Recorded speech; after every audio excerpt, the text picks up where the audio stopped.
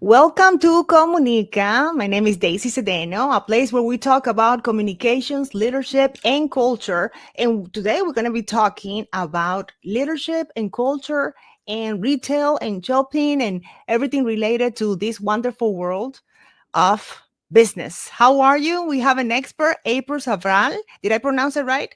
April You Sabral? did.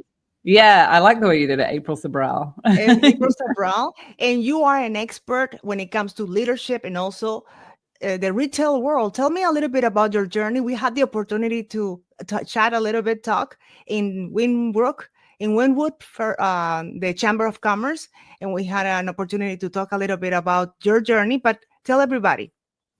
Yeah, so I started off in retail a couple decades ago, actually 3 decades ago, as a part-time salesperson back in the UK. Actually grew up in an antique shop. My mum had one. And then, yeah, so I think I was always destined to be in it. But long story short, I was in the UK and I worked for Starbucks and Gap when they opened in the UK. And then I moved to the US and I kind of worked my way up from a salesperson to a store manager and then started to do multi-site.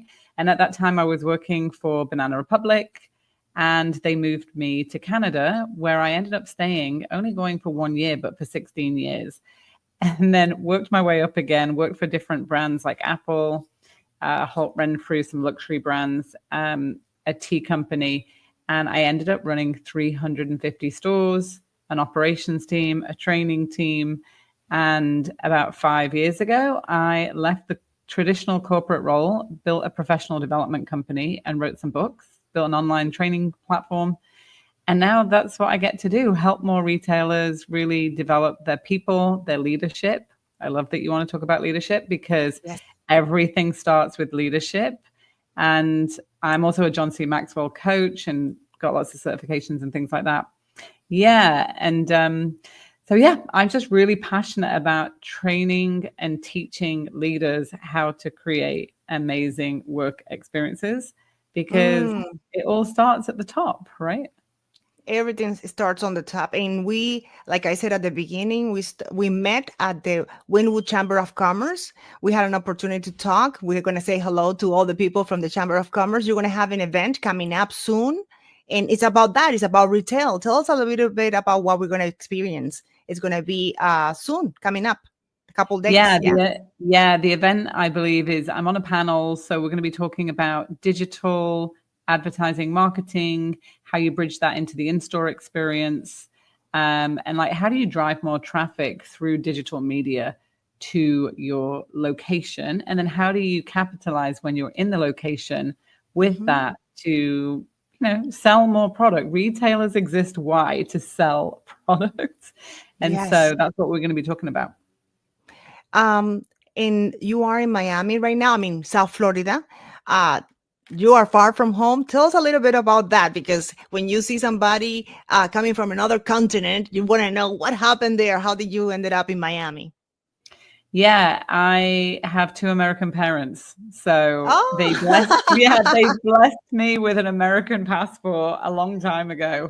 I was registered an American born abroad. So my best friend always says, you're like a fake British person. You have the accent, you grew up there, but you don't have any family there, which is a very true statement. So I just always wanted to live somewhere tropical after growing up in gloomy England and okay. had the opportunity to move here with Starbucks back in 2000. And then came back at the beginning of this year because Miami was always where my heart was. Even though I was in Oh, Canada for most of my career, I always came back. My son was born here and I would travel all the time. And when I left the UK, I always had this dream of like being by a beach.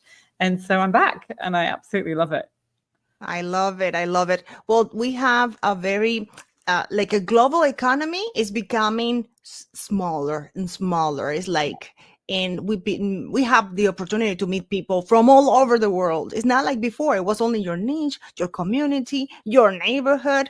In some cases, you will not get out of your own neighborhood, and Yeah. now there's no way to avoid just to experience other parts of the world just because of retail, because of the e-commerce, and because of the global economy that is not really global anymore. It's like a world one. It's Yeah. like Yeah. when you say the word global, it feels like it's huge. It's like, no, it's becoming smaller. How do you feel about that change when it comes to retail? Yeah, I mean, the one thing I love about retail is that it's a career that's never going away and you can move around the world with it. I'm one of the many of examples of that, right? So that's super powerful and you'll make friends and connections wherever you go.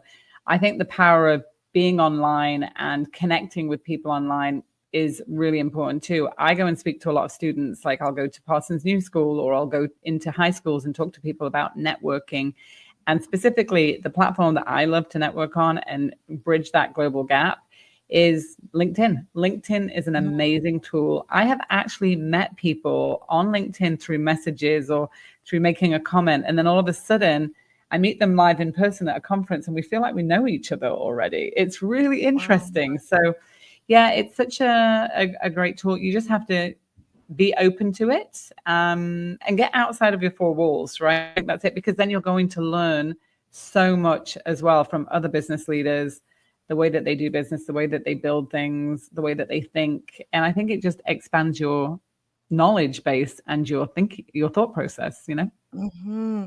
And how do you feel like culture? You need to have that in mind when you're putting together your team. It's not, like I said, your own neighborhood anymore or your own local community. How do you integrate leadership and culture when it comes to retail? When it comes to training, it's something that you need to bring to the table, right? Yeah. And sometimes, I work predominantly mostly with retailers, but I do work in hospitality. I do work in tech startups. We kind of now work with anybody that's adding that middle layer of management to scale their business, right? And so the diversity of bringing different people into the team is really important because, and again, you're adding different perspectives. But with that, it can become challenging because we're all raised differently. Words mean different things to us. We understand things differently. And so we spend a lot of time with people saying, listen, culture isn't something that you just put on a wall or write a value sheet and then literally think it's going to happen. I had a HR leader tell me a long time ago that if you don't have a strategic plan or you're working on a people plan every day, then you have a culture. It just might not be the one you want. So you have to put some intention behind it. And that comes from training, development, and what people are doing every day, because every interaction you have is a culture building interaction, right? When it comes to Mhm. people. So the more aware you can be, the more intentional you can be of what you want to build, then you need to own that every single person on the team. That starts again with the leader, right? How is the leader role modeling? How is the leader communicating? What tone are they setting? Are they connecting? Are they listening? All of those leadership skills that's so important to build a positive culture. I hear so many people go, oh, I can't find good people anymore. It's so hard Mhm. to hire. I'm like, I've heard that for 3 decades. Nobody walks in off the street amazing. What if you just assume they were all amazing and then put the effort in? The ones that were not would drop off, but the ones that are really good would thrive. So, I don't know. I hear that all the time. Oh, there's no good people. I was asking somebody the other day, so hard to hire in South Florida. I said, yeah, okay, give me the keys to the stores or whatever, and I'll go find you some people, right? Like, it's just, we have to think about that and kind of build people up. And I think that's what builds Mm. culture, when you build people. I love that you said that because I think that's one of the challenges that I see wherever I go when it comes to consulting and public speaking. And I go to different corporations and we talk about the situation with team performance and how to get along, work together, make things happen as a team. Um, and one of the things that I see is like we hire just concentrating maybe or thinking of our own results, and which is fine. We need to have that in mind. But I think it's also important to see the person, what that person brings to the table, and where do you see yourself later on to see if aligns with what we want in the company at the same time. And it could be a challenge when you're hiring on the moment, when you're like have that urgency to make things happen. I need somebody for this job. But you have to be careful with that because it's going to be like a rolling door. What is the name of that when the door is like in a Yeah, hotel? it's a revolving Revolving door. door. Right. Yeah. Yes. You're hiring people, but you need to, it's people. I mean, people first. I always think that's a Yep. priority, and then the process, and then of course we want the results, but you have a human in front of you. And we just sometimes think, especially if it's a huge company, and it goes for everything from corporate to government. Hmm. um, we have to be careful with that. How do you address that when it comes to guide that leader in that community or in that corporation? You need to hire for the future. I mean, Hmm. in the moment, we need results, but hire for the future, to know your team, to know it's human resources. You Yeah. need to know. So how do you guide them in that way? Because sometimes, like I said, we hire for the job, but not the person. Yeah, it's good. I mean, when I was working at Apple back in 2010, I was actually a hiring manager. And so I went to an amazing training in Cupertino at the campus, right? And they trained us on a few things. And one of them was like, if you look at your team as it stands right now, and you look at your highest performer, anybody that you're bringing into that team should be really above that. So if you put your pictures on the wall and you can just envision everybody, you should be bringing somebody in that's going to raise the bar and like bring the top performer up. And so they were very, very conscientious about that. And then they said the second thing that you should be looking for is learning agility. Learning agility is the number one rated competency with working at when you work at Apple, because guess what, you might have something that you're going to like launch to the customer tomorrow that you only found out about yesterday, because tech is all secretive, right? And they don't let you know in the stores in advance. And you have to be able to learn on the fly, and then learn from a mistake, and then not repeat the mistake again because you actually learned from it, so you'll take a different action. So learning agility is not necessarily something that you can kind of identify from a previous role that the person held. It's more about the behaviors. So when I'm talking to leaders and I'm talking to them about hiring for the future, which is important, like looking at it that way and saying, is this person going to raise the bar, or is it in the middle of the pack, or is it going to lower my team? And then learning Mm. agility. Do they have learning agility? And you can ask really good probing questions to find these kind of behaviors out. When was the last time you made a mistake and you didn't repeat it? What did you Mm. learn from that? What made you do something differently? These are all questions that you can ask to kind of find out. So yeah, I help leaders understand what they're looking for, and also just not making assumptions. People work differently for different people. Mm. There's a accountability framework that we teach, and we teach leaders this accountability as a systematical approach. And when they can approach it that way, then they can open the opportunity and doors for people to step up. And so I just think, again, it comes back to the leader. It comes back to holding a mirror in front of yourself and saying, am I doing everything I can do to make sure that this person's going to be successful? One thing that I wanted to ask you regarding the global economy, we're coming from all over the world. When you have a team from people from all over the world, different continents, different sometimes languages. Like right now, I am Latina. I speak Spanish as my first language, but I'm working in the United States. So low context culture, high context culture, just to be aware of all of that.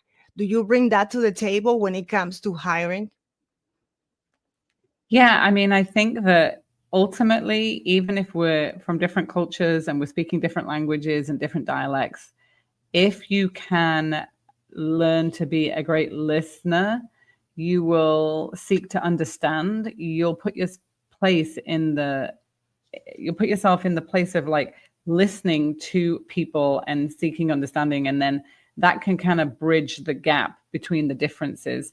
In the book where I wrote about acceptance unites us all, it's really about accepting everybody for who they are and managing and leading for performance and skill set, and allowing people to be their whole self. Because when you do that, you can bring in different perspectives into your organization, into your team. People have different experiences, right? Like when I worked in the UK, there was people from everywhere that lived in London, and it was great because we got different perspectives. I just was talking to another leader right now who's from Kenya to Boston, and she's like, because I used to build things with not a lot of resources, I have the perspective of being frugal on things, which means we're not going to spend a lot and we're going to make our business more profitable.